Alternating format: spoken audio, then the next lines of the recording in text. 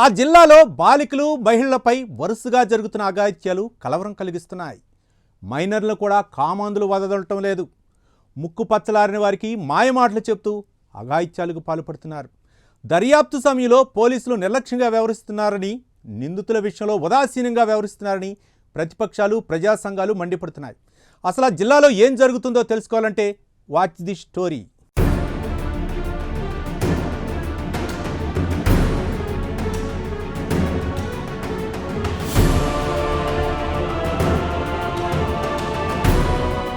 ఉమ్మడి అనంతపురం జిల్లాలో మహిళలు, విద్యార్థినులు, బాలికలపై జరుగుతున్న అత్యాచారాలు, హత్యలు కలవరం కలిగిస్తున్నాయి. అనంతపురం నగర శివారులోని రామకృష్ణ కాలనీకి చెందిన గిరిజన ఇంటర్ విద్యార్థిని తన్మయ్ హత్య ఘటన, అనంతపురం నగరానికి చెందిన ఓ మత బోధకుడు 13 ఏళ్ల బాలికపై కొద్ది నెలలుగా అత్యాచారానికి ఒడిగట్టడం, ఆ బాలిక 5 నెలల గర్భం దాల్చడం లాంటి ఘటనలు కలకలం సృష్టించాయి. మహిళలు, విద్యార్థినులు, బాలికలపై జరుగుతున్న ఘోరాలను నిరసిస్తూ రాజకీయ పార్టీలు, ప్రజా సంఘాలు భగ్గుమంటున్నాయి.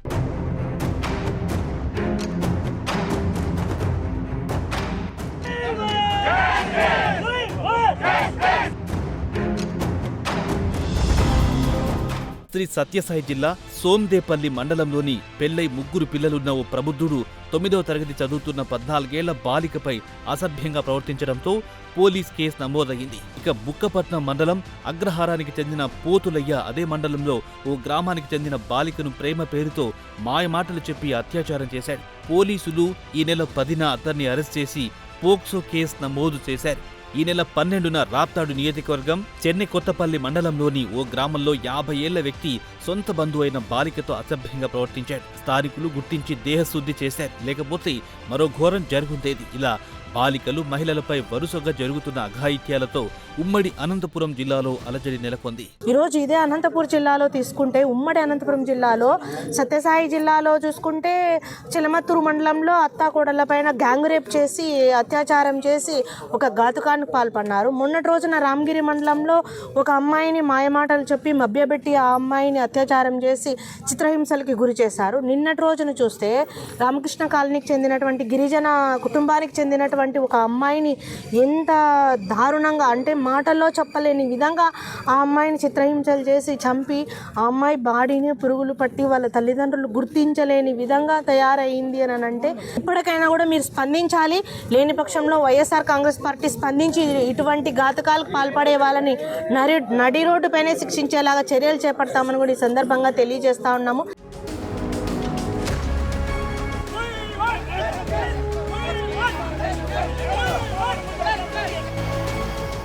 రామగిరి మండలంలోని దళిత విద్యార్థినిపై జరిగిన అత్యాచార ఘటనలో నిందితులను శిక్షించాలని, దర్యాప్తులు నిర్లక్ష్యంగా వ్యవహరిస్తున్న బాలికపై చర్యలు తీసుకోవాలని వివిధ పార్టీల నాయకులు, ప్రజా సంఘాలు పెద్ద ఎత్తున ఆందోళన కార్యక్రమాలు చేపట్టాయి. తన్మయ్ హత్య కేసులో నిందితులను శిక్షించాలని కోరుతూ ఆయా పార్టీల ఆధ్వర్యంలో ఎస్పీ కార్యాలయం, clock tower, Ambedkar circle, Saptagiri circle వద్ద నిరసన, రౌండ్ టేబుల్ సమావేశాలు లాంటి కార్యక్రమాలు వరుసగా నిర్వహించారు. రామగిరి ఘటనలో నిందితులందరిపై చర్యలు తీసుకోవాలని వైసీపీ నాయకులు శ్రీ సత్యసాయి జిల్లా ఎస్పీ రత్నను కలిసి వినతిపత్రం అందజేశారు.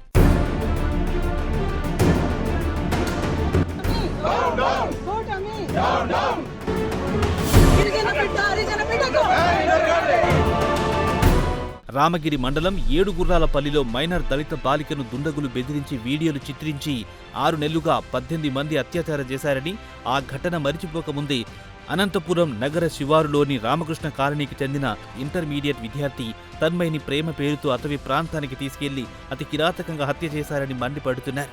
తమ కూతురు కనిపించడం లేదంటూ తన్మయ్ తల్లిదండ్రులు అనంతపురం 1 టౌన్ పోలీస్ స్టేషన్లో ఈ నెల 4న ఫిర్యాదు చేసినా పోలీసులు సరిగ్గా స్పందించలేదంటూ ఆగ్రహం వ్యక్తం చేస్తున్నారు. పోలీసులు మిస్సింగ్ కేసును విచారించకుండా నిర్లక్ష్యం చేయడం వల్లే విద్యార్థిని హత్య గురైందని ధ్వజమెత్తుతున్నారు.